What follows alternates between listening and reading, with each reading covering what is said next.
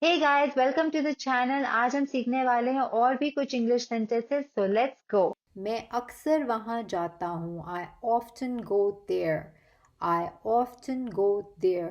खुद पर ध्यान दो। Pay attention to yourself. Pay attention to yourself. गाड़ी से नीचे उतरो।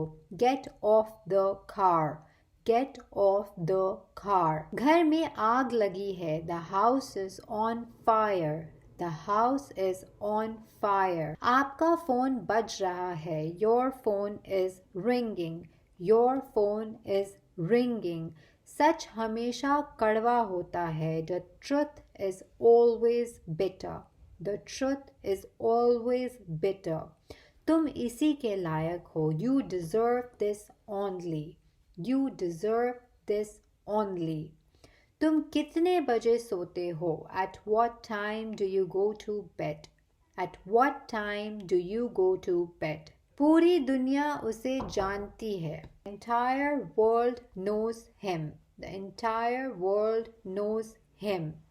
वहाँ से रुमाल ले लो। Take a hanky from there. Take a hanky from there. तुम किसकी बात कर रहे हो? Who are you talking about? Who are you talking about? थोड़ा सा भी नहीं. Not even a bit. Not even a bit. ये मेरे लिए बड़ी बात है. It's a big deal for me. It's a big deal for me. दीवारों के भी कान होते हैं. Even the walls have ears.